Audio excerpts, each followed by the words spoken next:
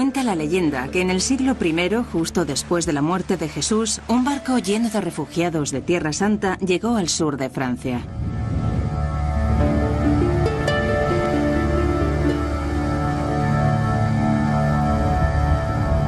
Al parecer, en dicho grupo se encontraban algunos de los seguidores más cercanos de Jesús: Lázaro, a quien Jesús resucitó de entre los muertos, y la prostituta arrepentida María Magdalena.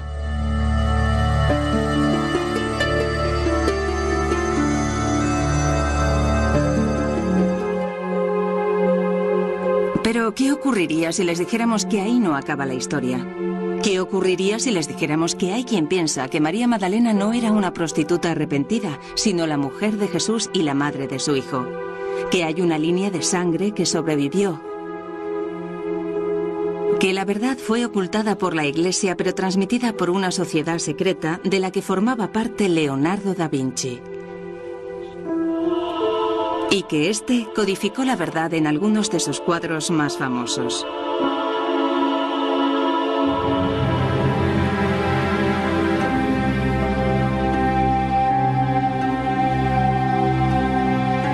Comprendiendo el Código da Vinci, la historia completa. Estas extraordinarias afirmaciones aparecen en un libro de gran éxito de ventas titulado El Código da Vinci. Una novela de misterio que comienza con un asesinato en el Louvre, el famoso museo francés. Desde su presentación, el libro ha capturado la imaginación de millones de personas por todo el mundo y también ha hecho ganar mucho dinero. En el Louvre, algunos operadores turísticos con iniciativa ofrecen hasta 7 visitas guiadas en torno a Da Vinci. Cuando estamos ante la Virgen de las Rocas de Da Vinci, no paran de hacernos preguntas sobre los códigos secretos del cuadro. Utilizamos el libro para acercar su arte al gran público.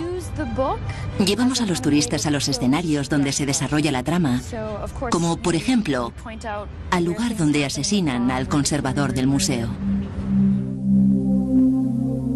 En la novela aparece un cadáver cerca de la Gioconda de Da Vinci y junto a él un desconcertante mensaje cifrado.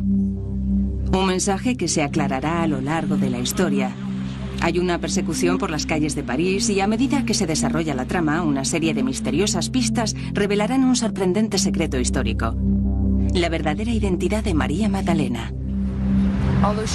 Aunque no aparece en el libro, ella es la verdadera protagonista de la novela.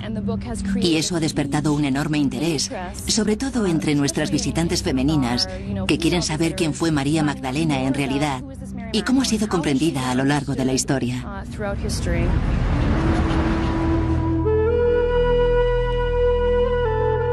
Según la novela, María Magdalena, popularmente conocida como la prostituta arrepentida, es la persona más importante del ministerio de Jesús, y también su mujer y madre de su hijo. El libro es evidentemente ficción. Sin embargo, el autor, en una nota introductoria muy controvertida, afirma que muchos de los datos históricos de la trama son verdaderos. ¿Será cierto? Se han escrito muchos libros en torno a esta teoría. Lo más interesante es que se trata de libros de historia que las librerías no consiguen vender. Y lo que ha ocurrido ahora es que el Código da Vinci ha extraído de ellos toda la información y la ha utilizado en otro género, por lo que hay muchísima gente leyendo sobre estos temas por primera vez.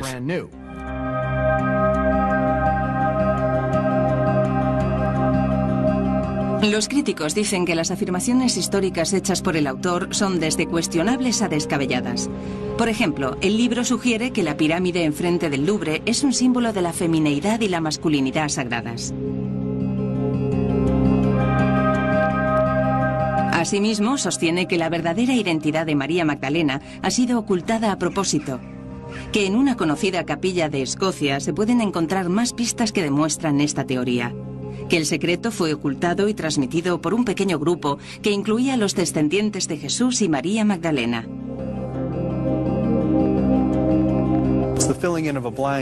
No tenemos pruebas que lo demuestren.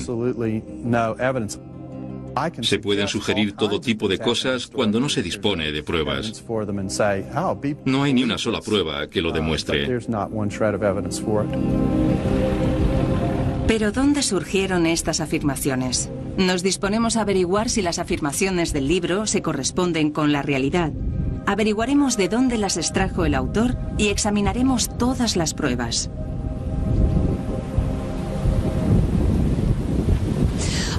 Nuestra investigación nos ha llevado al sur de Francia, a Inglaterra, a Italia, a Jerusalén y a Escocia. Hemos descubierto que no todas las afirmaciones del libro son verdaderas y que algunas de esas afirmaciones ya se habían hecho con anterioridad. Pero hay algunas verdades sorprendentes detrás de la historia de Jesús, de María Magdalena y de Leonardo da Vinci.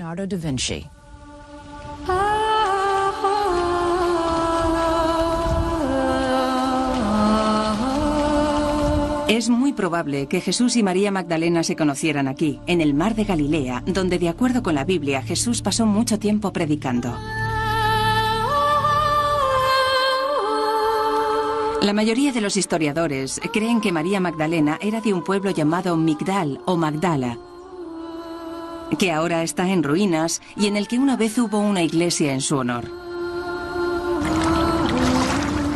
El lugar está bastante desolado. No hay nada que indique que estuviera casada con Jesús ni que llevara su línea de sangre, como afirma el escritor del Código da Vinci. Al principio era muy escéptico. Pero cuando empecé a documentarme para escribir el Código da Vinci e intenté probar la invalidez de la teoría sobre María Magdalena y la sangre sagrada, empecé a cambiar de opinión.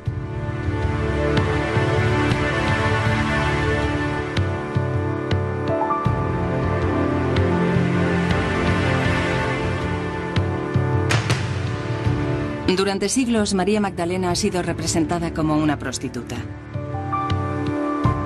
Su pelo largo se convirtió en una marca simbolizando la vanidad que, según la leyenda, fue la causa de todos sus problemas.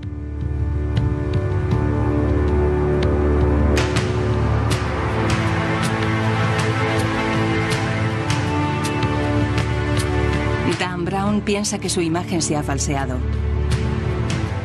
En ninguna parte de la Biblia se dice que María Magdalena fuera prostituta.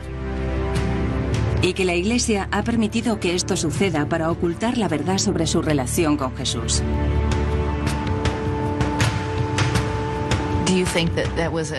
¿Cree que de alguna manera intentaron marginarla y ponerla en entredicho?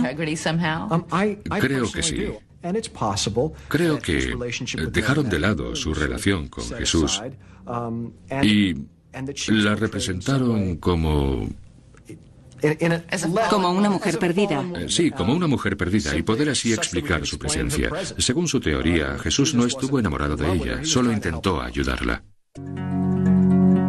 Dan Brown es novelista y no especialista en la materia. Sin embargo, puede que su teoría de que María Magdalena no era prostituta es correcta.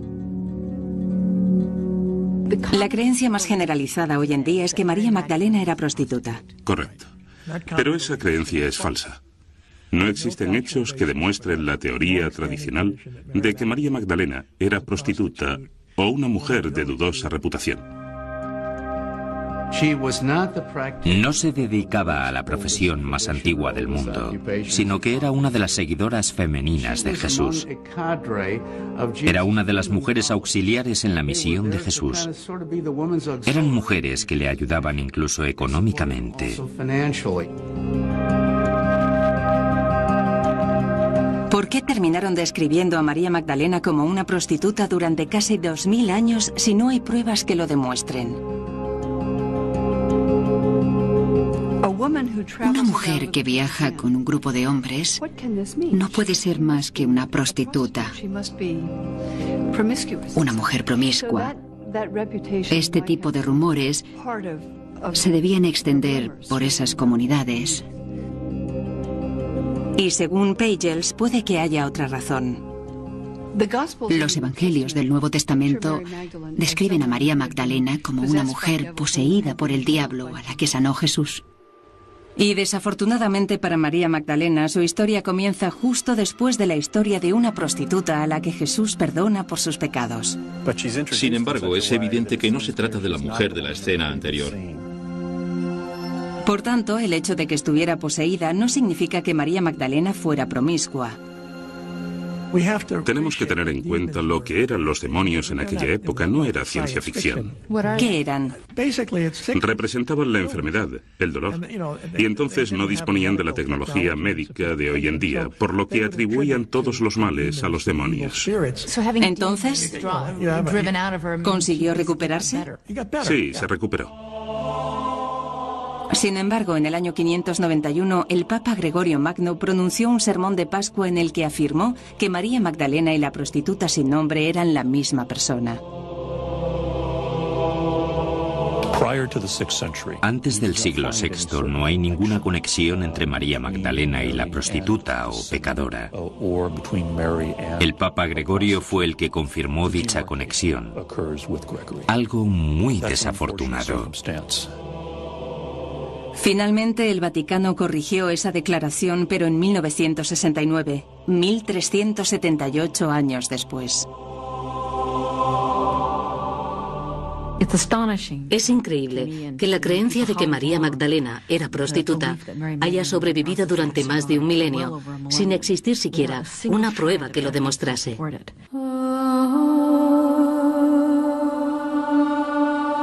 Según los expertos con los que hablamos, lo peor de todo es que con ello se ha eclipsado información relevante de la Biblia sobre María Magdalena. María Magdalena es una de las santas más importantes de la historia de la Iglesia.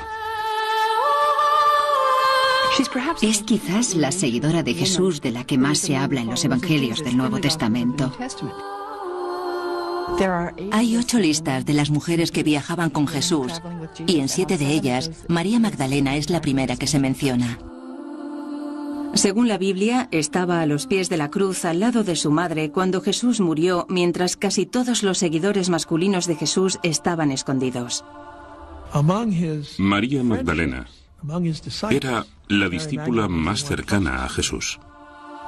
El padre McBrien piensa que María Magdalena fue uno de los principales apóstoles de Jesús.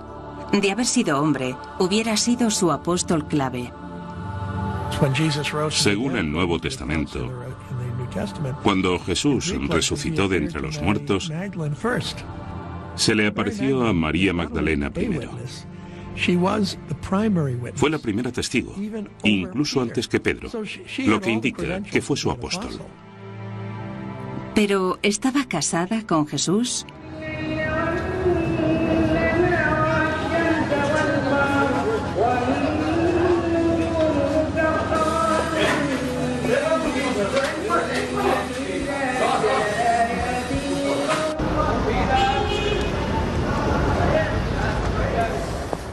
Hemos venido a Jerusalén para investigar las afirmaciones que aparecen en el bestseller El Código da Vinci.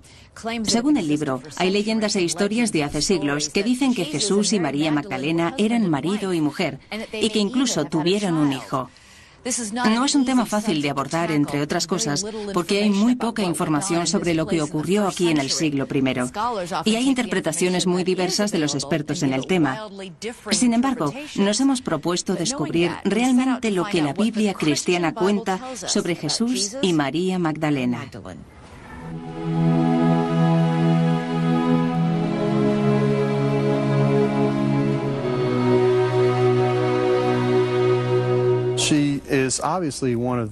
Evidentemente, ella estaba entre los seguidores de Jesús. Pero lo que no podemos confirmar es que estuviera casada con él, porque no se habla de ella como familiar ni nada parecido.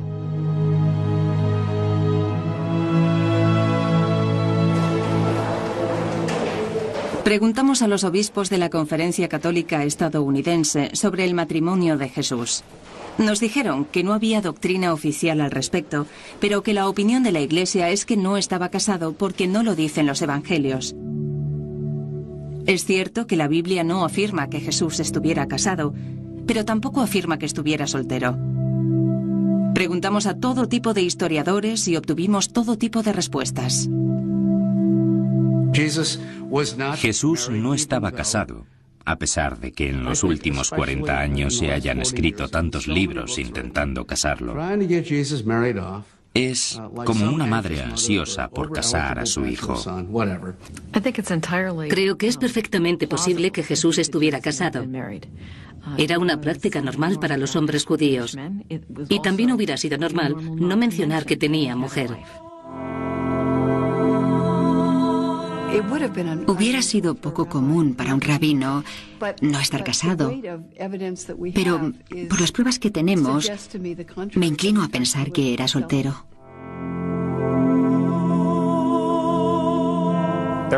Según la tradición cristiana, Jesús era soltero.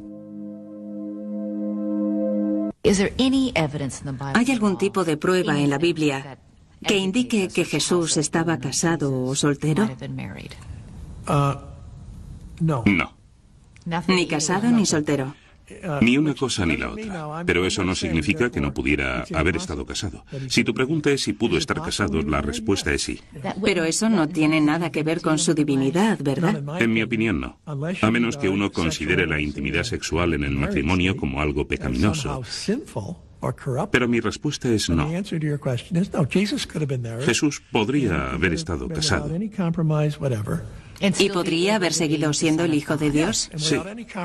Y a ojos de la Iglesia, hubiera seguido siendo Dios y hombre. Jesús hace muchas cosas muy humanas y eso no le despoja de su divinidad. Yo creo que su matrimonio no tiene nada que ver con su divinidad. No obstante, ni el Dr. Box ni el padre McBrien piensan que Jesús estaba casado. Dicen que la prueba más concluyente se encuentra en la Biblia. Uno de los primeros escritos que tenemos es del apóstol Pablo y gira en torno a su derecho a casarse. El Dr. Bock se refiere a la primera carta del apóstol Pablo a los Corintios. Pablo se queja porque quería casarse. San Pablo pregunta, ¿no tengo derecho a tener mujer como los hermanos de Jesús y como los otros apóstoles, como Pedro? Si Jesús hubiera estado casado, habría preguntado, ¿no tengo derecho a tener mujer como Jesús? Pero no dice eso. El novelista Dan Brown afirma que las pruebas de que Jesús y María Magdalena estuvieran casados son concluyentes. So where did you find in your research ¿Qué le hace pensar que estuvieron casados? En aquella época, se hubiera mencionado la soltería de un joven judío. Hubiera sido prácticamente un pecado. En el judaísmo del siglo I no hubiera podido estar soltero. Lo normal era casarse. Ni siquiera tenían una palabra en su vocabulario para hombre soltero. Margaret Starbird es la autora de algunos de los libros en que Dan Brown se basó para escribir el Código da Vinci, pero no es experta bíblica ni teóloga. Los padres tenían que encontrar una novia para su hijo antes de que éste cumpliera los 20 años. Por tanto, en el judaísmo de la época, hubiera sido algo insólito que alguien estuviera soltero. Sin embargo, no está tan claro como Starbird y Brown quieren hacernos creer. Aunque habría sido poco común que un judío se quedara soltero en esa época, no hubiera sido insólito como ellos dicen. Los manuscritos del Mar Muerto encontrados en estas cuevas del desierto de Jerusalén lo demuestran. Hablan de una comunidad de hombres jóvenes, judíos, que habían dedicado sus vidas a Dios. Y los manuscritos parecen decirnos que todos eran solteros y ascetas. La cuestión del matrimonio de Jesús es muy interesante. Hubiera sido muy extraño que un hombre judío no se casara. Pero, por otra parte, tenemos datos de San Juan Bautista, discípulo de Jesús. ¿Vivía este en el desierto? ¿Estaba casado? Hay una teoría que dice que quienes escribieron los manuscritos del Mar Muerto, los ascetas esenios, influenciaron a San Juan Bautista. Algunos de los esenios de Qumran eran solteros y, al parecer, tuvieron cierta influencia sobre San Juan Bautista, Jesús y San Pablo.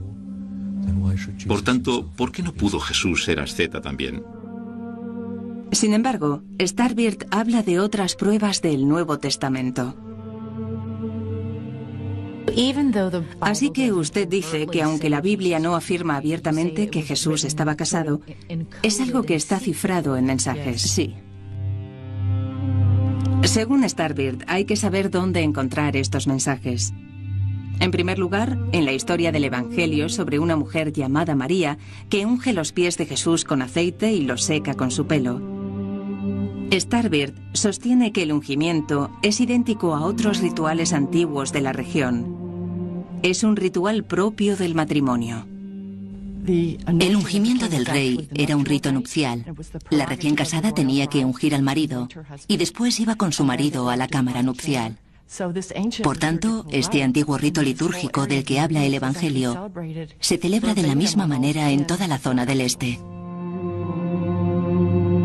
Pero la Biblia no dice que la mujer que unge a Jesús es María Magdalena. Habla de María de Betania.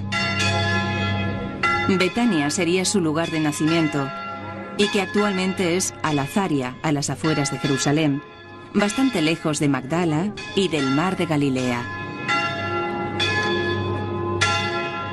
Según Starbird, María de Betania es María Magdalena. Sostiene que el nombre de Magdalena no se refiere a su lugar de nacimiento, sino que es una especie de título. ¿Usted cree que María de Betania es María Magdalena? La llamaban María la Magdalena.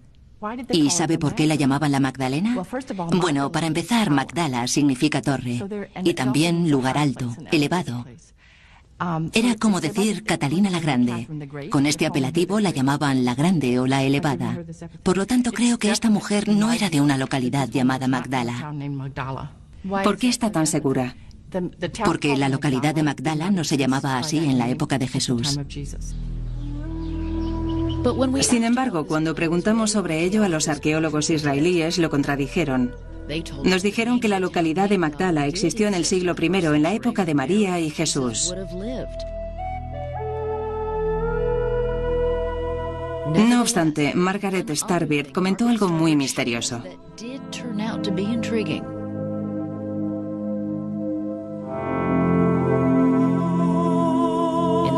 En el Evangelio según San Juan, María Magdalena llora sola cerca de su tumba cuando es sorprendida por alguien que resulta ser Jesús resucitado. Ella lo llamó y él le dijo: "No me toques". Según parece, porque todavía se encontraba en un estado entre la vida y la muerte. María Magdalena quería abrazarle y él le dijo: "No me toques, todavía no he ascendido al reino de los cielos". Es decir, había entrado en una nueva forma de existencia. Esta escena ha sido representada una y otra vez por artistas occidentales bajo el título de "No mi tangere", que significa "no me toques". Pero las versiones más antiguas de los evangelios escritos en griego dicen algo diferente. En la versión griega dice "no te aferres a mí", un verbo que denota mucha más intimidad, es decir, ella le está abrazando y él le está diciendo "no te aferres a mí". Y ese tipo de abrazo hubiera sido poco común de no tratarse de un matrimonio, ¿verdad? Sí, porque existían muchos tabúes sobre las mujeres que tocaban a hombres que no eran sus maridos. Por eso fue un escándalo.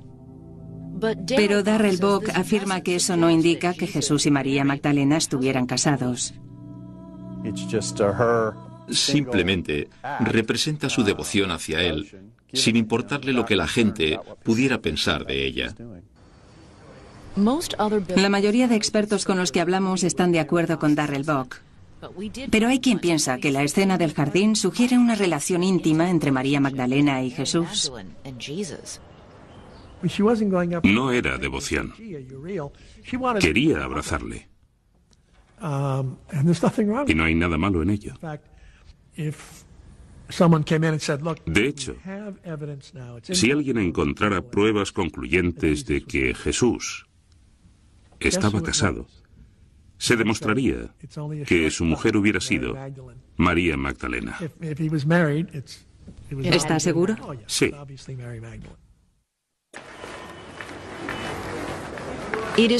La noche en que murió, Jesús reunió a las 12 personas más cercanas a él aquí en Jerusalén para su última cena.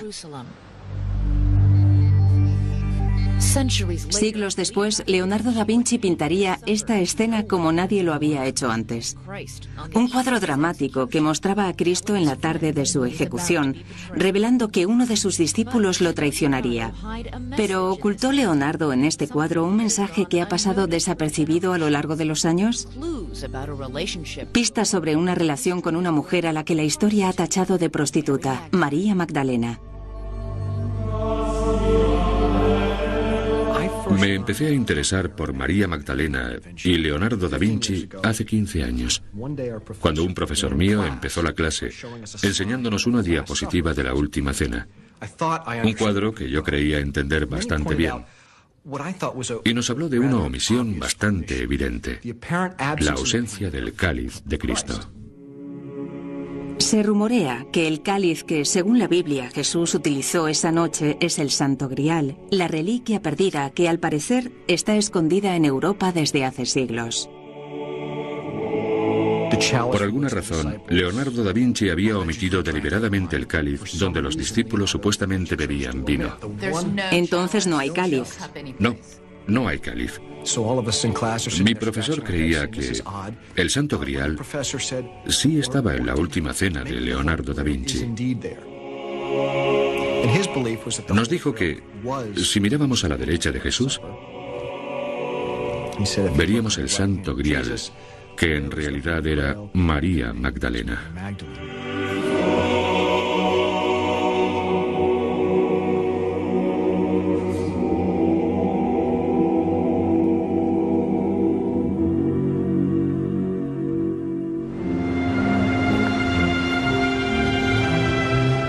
Da Vinci vivió en Florencia en el siglo XV, una ciudad de controvertidos genios, Botticelli, Miguel Ángel y Da Vinci, que era conocido por la sutileza de su pintura y por sus ideas poco convencionales.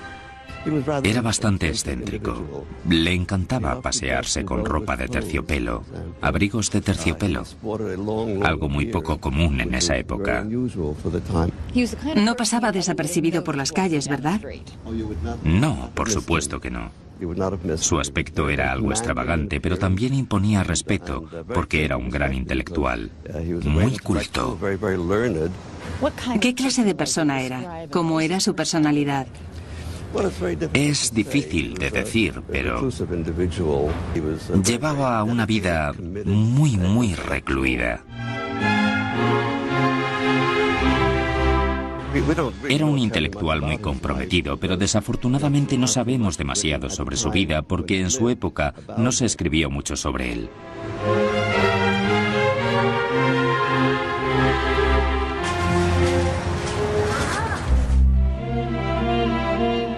Sabemos de él por los cuadernos que empezó a escribir a la edad de 30 años.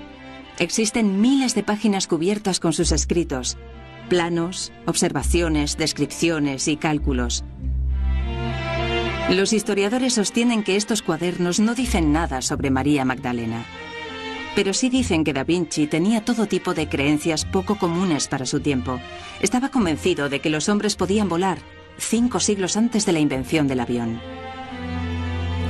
Hay una cita muy buena sobre Da Vinci que dice: fue un hombre que despertó de un profundo sueño para descubrir que el resto del mundo continuaba durmiendo. Es precioso. Fue un alquimista, un matemático, un arquitecto, un inventor, un hombre muy avanzado para su época. Y se enfrentó al desafortunado desafío de ser un científico en una época de profundo fervor religioso, una época donde la ciencia era sinónimo de herejía. ¿Y cree que era el tipo de hombre que ocultaría información en sus cuadros? Por supuesto, porque vivía en una época en la que esa información no se podía airear. No se podía hablar de temas contrarios a la Iglesia. Dan Brown cree que Da Vinci escondió en su arte lo que no escribió en sus cuadernos y que utilizó su sutil estilo para transmitir sus verdaderas creencias. Cuando miro la Gioconda, veo una perfecta fusión de un hombre y una mujer. Y eso era lo que él quería transmitir. ¿Qué quiere decir? ¿Por qué dice eso? Porque es una imagen muy andrógina. No está claro que sea una mujer. Leonardo da Vinci era un artista lo suficientemente habilidoso como para erradicar, si hubiera querido, cualquier rasgo distintivo de la sexualidad del sujeto, o más bien del género del sujeto. Cuanto más aprendo de da Vinci, más percibo que es el tipo de hombre que nos contaría esta historia de una manera muy reservada. En 1495, Leonardo da Vinci empezó a pintar la Última Cena en el refectorio de la iglesia de Santa María de la Gracia, en Milán. ¿Qué me puede decir de la Última Cena? Hay una teoría que afirma que la figura que está junto a Jesús, que se parece a San Juan, es en realidad María Magdalena. La persona sentada junto a él es una mujer y no un hombre, y si se tratara de un hombre sería un hombre muy afeminado. San Juan siempre aparece con un aspecto muy afeminado. ¿Por qué? Porque es joven. Un joven imberbe. En la mayoría de las representaciones de la Última Cena, San Juan está dormido sobre la mesa o sobre el pecho de Cristo, según la Biblia y el Evangelio según San Juan. Por tanto, si fuera María Magdalena, ¿dónde está San Juan? Había 12 apóstoles, 12 hombres al lado de Cristo. Entonces, ¿ha sido eliminado San Juan y reemplazado por María Magdalena? No tiene sentido. ¿Cree que es posible que la figura que aparece junto a Jesús sea una mujer? No, claro que no. ¿Parece una mujer? A mí no me lo parece. ¿Por qué piensa así? Porque tiene el aspecto de un hombre joven. No tiene senos. Y el hecho de que tenga el pelo largo no significa nada, porque también tiene el pelo largo Cristo y Santiago, con los brazos extendidos. Y la figura de la izquierda también tiene pelo largo. Sin embargo, las caras de las otras figuras sí son masculinas, pero la de San Juan es muy afeminada. En la mayoría de las representaciones de la Última Cena en Florencia, aparece como un hombre muy joven. Si lo miras detenidamente, está claro que se trata de una mujer. Entonces, ¿por qué muchos historiadores de arte descartan totalmente esta posibilidad?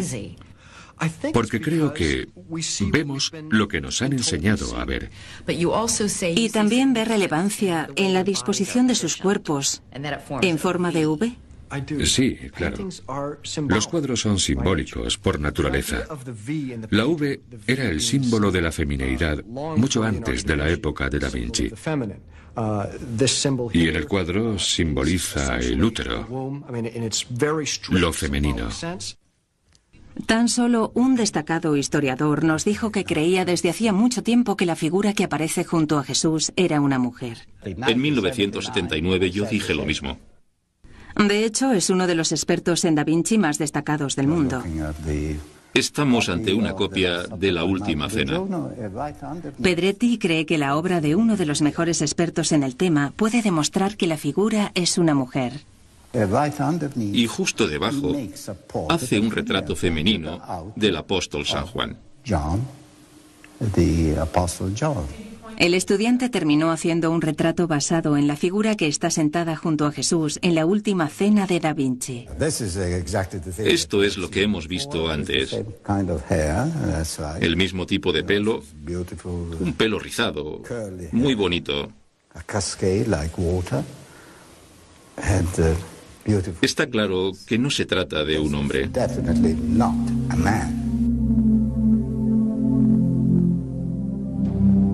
No se trata de un cuadro cualquiera. Se trata de la Última Cena.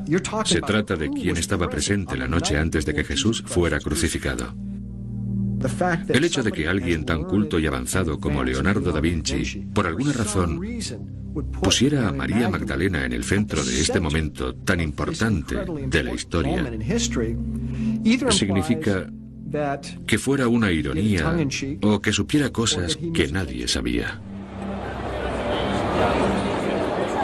Sin embargo, si Da Vinci sabía algo sobre María Magdalena que la mayoría de la gente no sabía, ¿quién le dio la información? El Código Da Vinci sugiere que perteneció a una sociedad secreta que transmitió esta peligrosa información de generación en generación.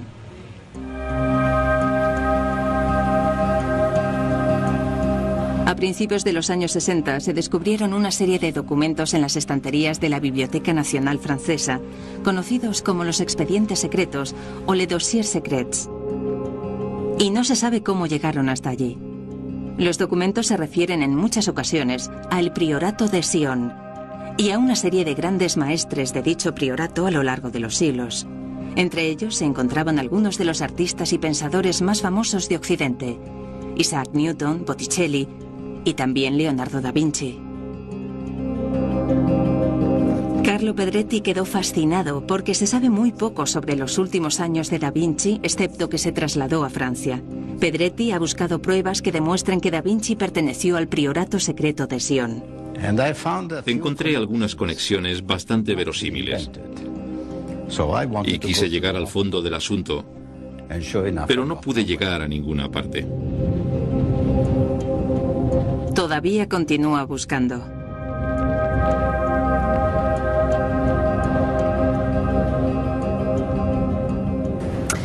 Si Da Vinci formó parte de una sociedad secreta que tenía información sobre María Magdalena y Jesús, ¿qué tipo de sociedad era y dónde consiguió la información? Puede que la respuesta esté en las leyendas que circulan por el sur de Francia.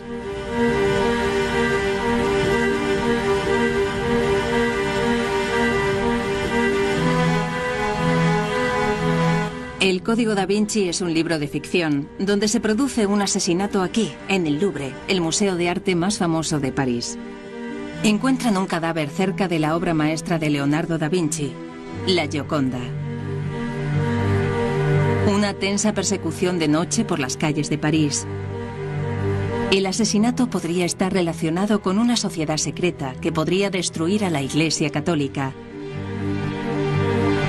Y Leonardo da Vinci formaba parte de un misterioso grupo llamado el Priorato de Sion, que conocía el secreto y lo transmitió a unos cuantos generación tras generación. En la novela, las pistas están escondidas en París, Londres e incluso en un santuario de Escocia, la Capilla de Roslin. ¿El secreto? Que Jesús estaba casado con María Magdalena, que le dio un hijo y que trajo a ese hijo aquí, al sur de Francia, tras la crucifixión.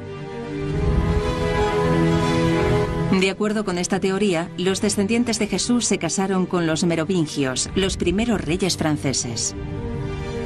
El autor del libro sugiere que la línea de sangre de Jesús y María corre por las venas de ciertas familias europeas de la actualidad. En su libro dice que Leonardo da Vinci formó parte de una sociedad secreta que sabía que María Magdalena era la esposa de Jesús, ¿verdad? Cierto. Y que María Magdalena pudo haber engendrado un hijo, comenzando así una línea de sangre. Correcto. ¿De dónde sacó esa idea? ¿Qué le llevó a apoyar esa teoría? Esa información lleva rondando bastante tiempo y se han escrito muchos libros al respecto sobre la teoría que relaciona al priorato de Sion con los merovingios.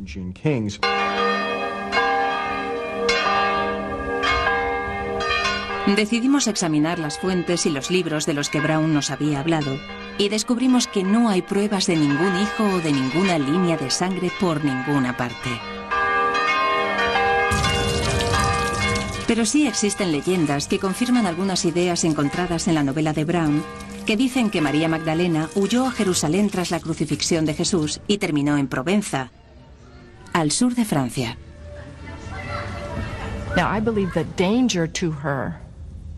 Su familia y amigos la ayudaron a escapar de Jerusalén por el peligro que corría al ser madre. La llevaron a un lugar seguro. Y ahí comienzan las leyendas que dicen que llegó en barco a la costa de Francia, trayendo consigo el Santo Grial.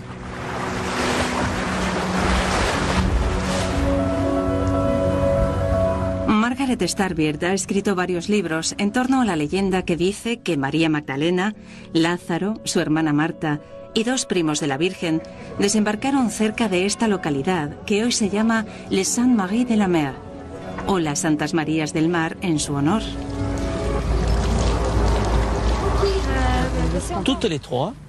3 primos de la Virgen María. Perseguidos en Palestina, zarparon en un barco sin vela ni remos.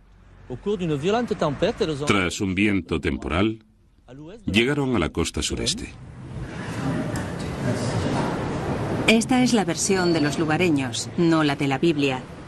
Sin embargo, el Código Da Vinci se basa en ella. ¿Qué pudo averiguar sobre la leyenda de María Magdalena en el sur de Francia? En realidad, esa es la parte más sólida de la novela. Todo el mundo te cuenta la misma historia, que es que María Magdalena viaja al sur de Francia con su hija Sara, a la que cría allí.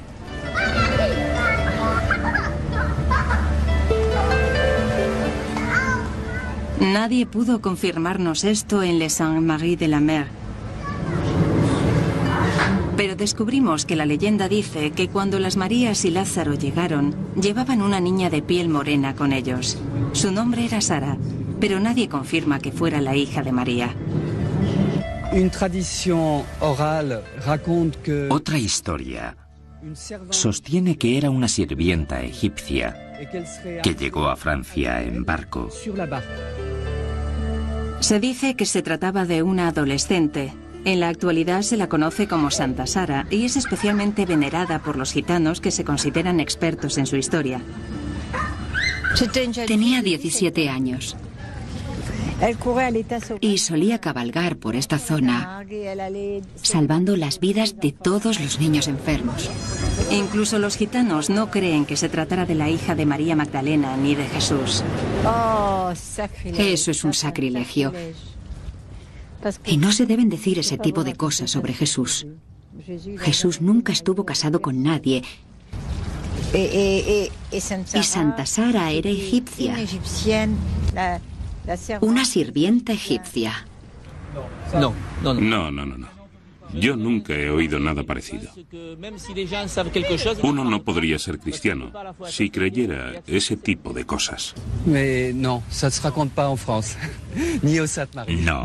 eso no es lo que tenemos entendido aquí. Eso es un invento de los americanos. Pero aunque no encontramos pruebas de que María Magdalena tuviera un hijo, los lugareños sostienen que sí estuvo en un lugar del sur de Francia. Una de estas historias nos llevó hasta ese lugar, una región llamada Languedoc. Tiene que ver con las leyendas del misterioso Santo Grial. El Grial se ha asociado con el cáliz que Jesús utilizó en la última cena y que después se utilizaría en la cruz para recoger las gotas de su sangre. Lo sacaron clandestinamente de Tierra Santa y lo escondieron en Europa durante siglos. La teoría que vinimos aquí a investigar dice que el recipiente que llevaba la sangre de Jesús se escondió en Francia, pero no era un cáliz. Las primeras leyendas dicen que María Magdalena trajo el Santo Grial a Francia. Todas las leyendas e historias sobre los caballeros con armaduras relucientes que recorrían Europa en busca del Santo Grial sostienen que María Magdalena trajo a Francia el recipiente sagrado que una vez llevó la sangre de Cristo. ¿Está diciendo que el Santo Grial es en realidad...? Creo que el recipiente sagrado que una vez llevó la sangre de Cristo fue María Magdalena. Ella fue el recipiente de su propia familia. ¿Piensa que el Santo Grial es María Magdalena? Sí. ¿Dónde surgió esta idea? Todo lo que se ha dicho y escrito está basado en mi trabajo. Henry Lincoln es un escritor cuyos libros son una de las fuentes principales de la historia del Código Da Vinci. La hipótesis que hemos presentado es que María Magdalena, la esposa de Jesús, cuando vino a Francia trajo consigo el Santo Grial, que era en realidad su útero. Era la sangre de Jesús. ¿Eso es lo que cree?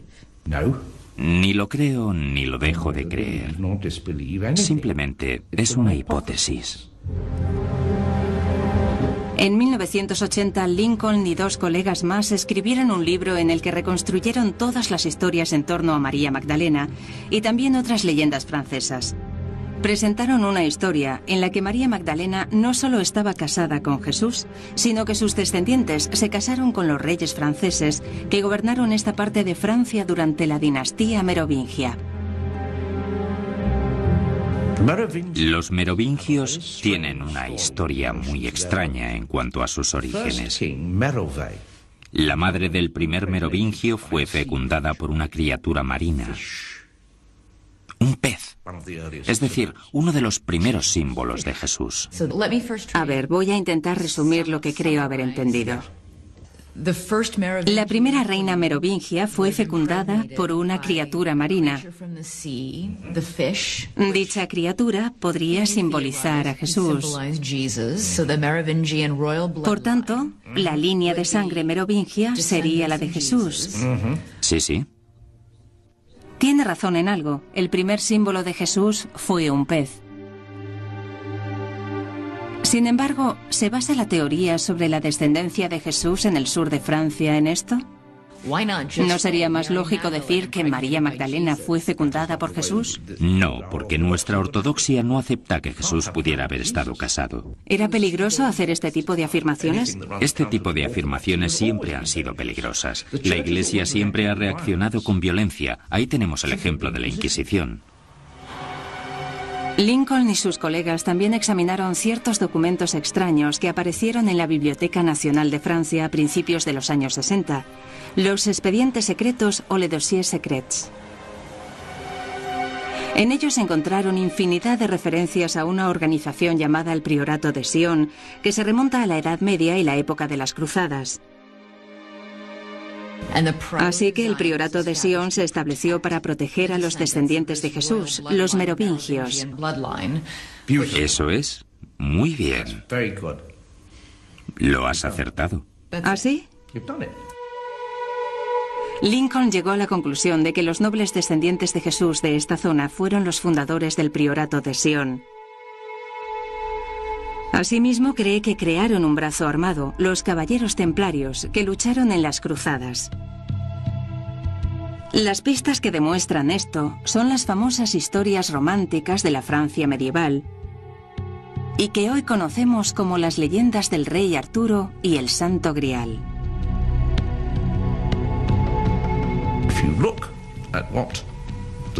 Los Caballeros Templarios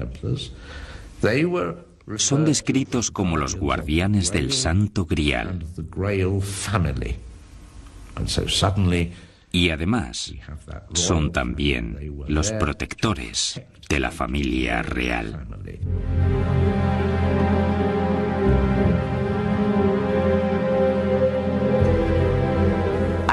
Creo que los guardianes del Grial eran originariamente los Caballeros Templarios. De hecho, la historia medieval de Parsifal cuenta que estos caballeros templarios eran los guardianes de la familia del Grial. Pero no dice quién era la familia del Grial. En unos minutos, ¿quiénes fueron los caballeros templarios? ¿Guardaban un poderoso secreto?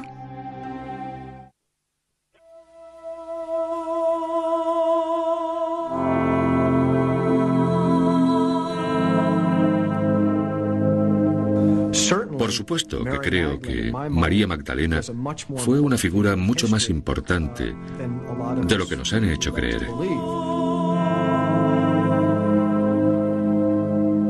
Y el Santo Grial es una metáfora de ella misma. En primer lugar, porque hasta ahora no se podía hablar de estos temas abiertamente. Era muy arriesgado. Y por eso se tenían que utilizar metáforas. Dan Brown es el autor del libro de gran éxito de ventas El Código Da Vinci, basado parcialmente en otro libro de investigación que salió al mercado a principios de los años 80 y que se titulaba Holy Blood, Holy Grail. Fue un libro muy controvertido porque, entre otras cosas, especulaba con que Jesús y María Magdalena estaban casados, tenían un hijo Y con el secreto de la descendencia de Jesús protegido durante siglos por una sociedad secreta cuyo brazo militar eran los Caballeros Templarios.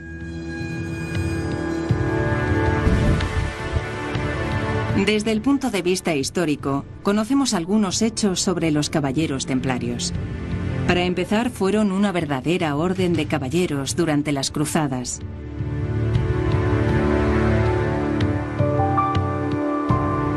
Los fundadores fueron un puñado de nobles franceses, algunos de los cuales estaban relacionados entre sí.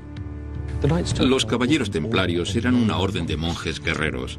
Una idea extraordinaria, ya que los guerreros matan a la gente, los monjes en general no. Tenían la esperanza, cuando se convirtieran en mártires, de que sus pecados fueran perdonados y de ir directamente al reino de los cielos.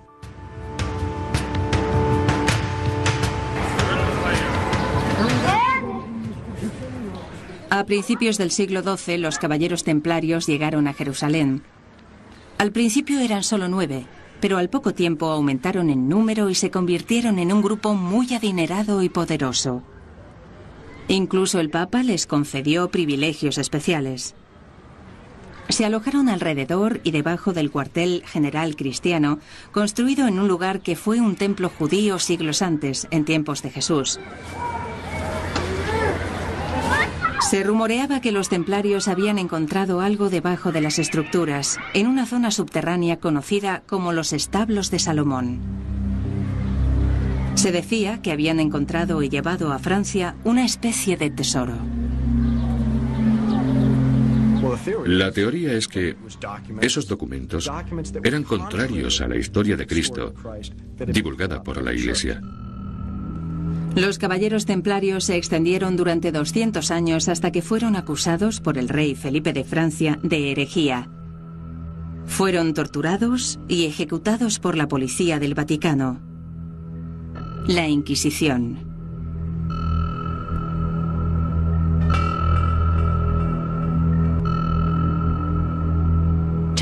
Dígame qué le hace creer que encontraron documentos debajo del templo de Salomón que afirmaban que Jesús estaba casado con María Magdalena. No encuentro otra explicación para que estos caballeros se hicieran tan poderosos de repente y después fueran tratados por el Vaticano de esa manera tan brutal. La Iglesia intentó desesperadamente hacerse con los documentos que ellos habían encontrado. Otros expertos que han pasado años estudiando a los caballeros templarios piensan que esta teoría es ridícula. Umberto Eco ha escrito varios libros relacionados con el tema, entre los que se encuentra El nombre de la rosa. Tiene una habitación entera en su casa a la que llama la Biblioteca de las Teorías Equivocadas. ¿Es cierto que los caballeros templarios encontraron algo debajo del antiguo templo de Salomón de Jerusalén que era tan valioso que... Dinero. ¿Encontraron dinero? Dinero. ¿No eran documentos que utilizaron para hacer chantaje?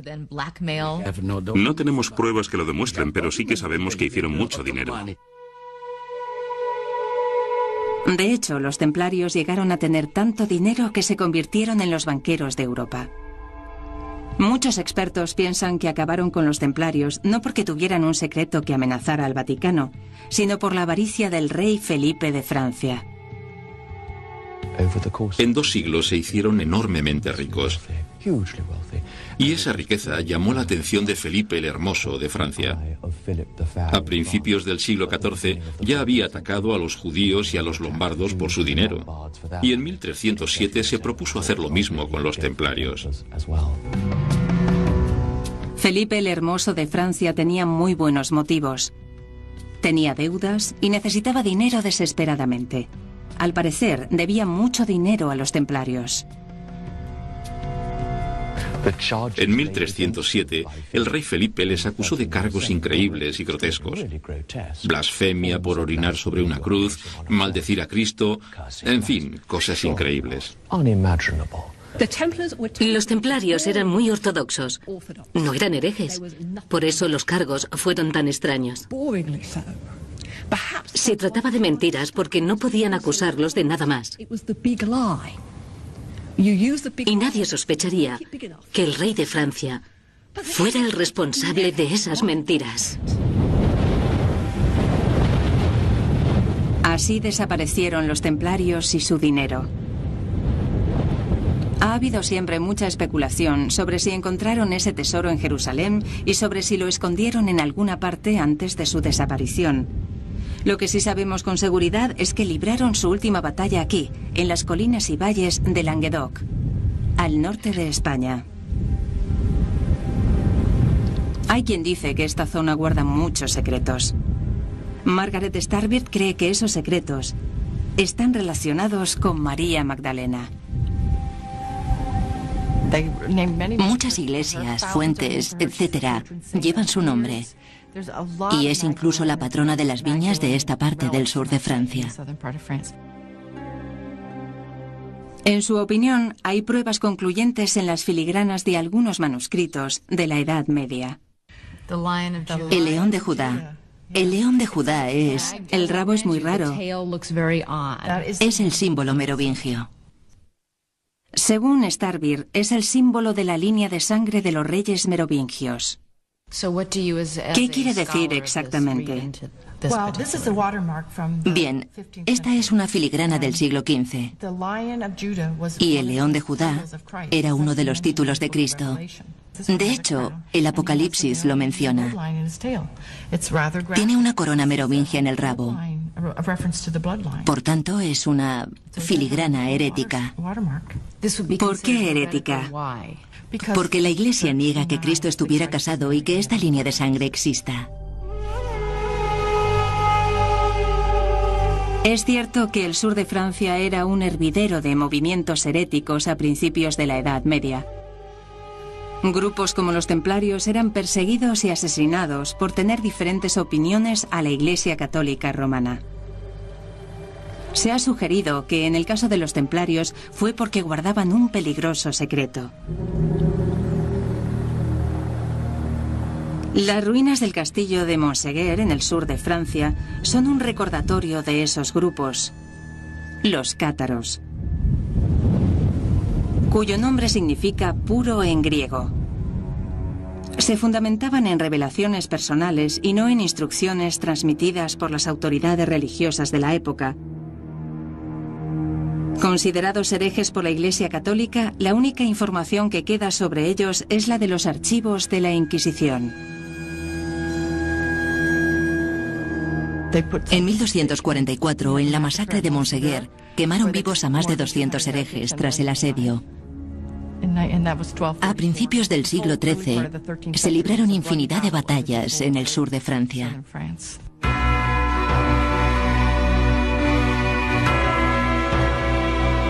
Los cátaros libraron una última batalla, pero al final fueron quemados en la hoguera en Montséguer.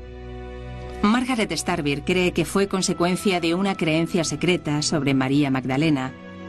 Los historiadores expertos en ese periodo no están de acuerdo con esto. Me temo que ocurrió justamente lo contrario. Los cátaros acusaban a las mujeres de ser demonios porque tenían niños. Según sus propios escritos, creían en dos principios. El mal es físico y el bien espiritual.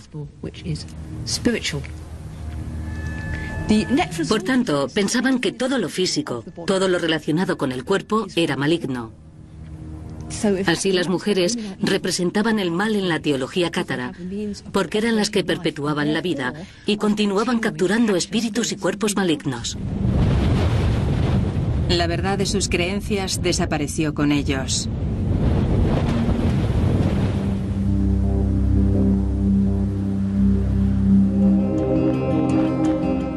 Hemos hablado con algunos de los autores de los libros en los que se basó el Código da Vinci.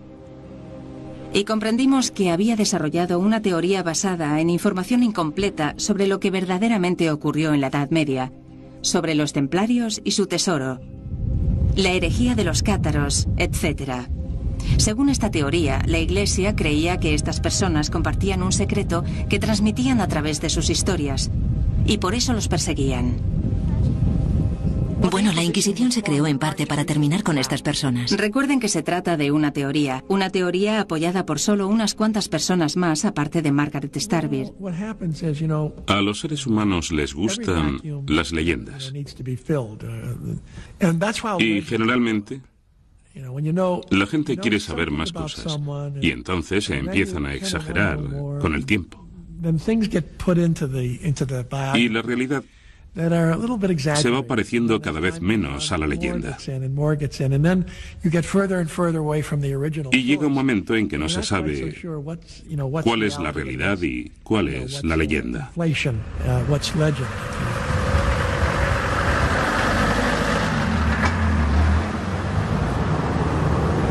Esta región fue el escenario de una serie de extraños y misteriosos eventos a finales del año 1800. Un sacerdote pobre llamado Padre Berenguer Saunier se hizo cargo de la derruida iglesia de la Magdalena en un lugar llamado René de Château. Al parecer, el Padre Saunier estaba reparando el altar cuando encontró una especie de tesoro. Al igual que los caballeros templarios y los cátaros, se hizo rico.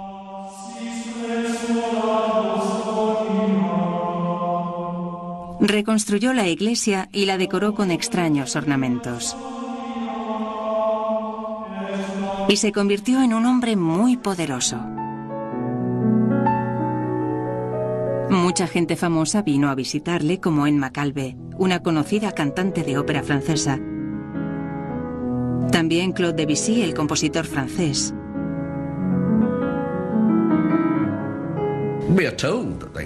Dicen que vinieron aquí. Aparte, la famosa cantante de ópera y el compositor Claude Debussy, también vino el archiduque de Habsburg. Sí, de repente comenzó a moverse en círculos muy selectos. Al parecer, el Padre Saunier amplió su casa y contrató a una ama de llaves. Ella se trasladó a su casa cuando tan solo tenía 18 años y cuidó de él el resto de su vida. Era muy joven y muy hermosa. Y cuando un obispo local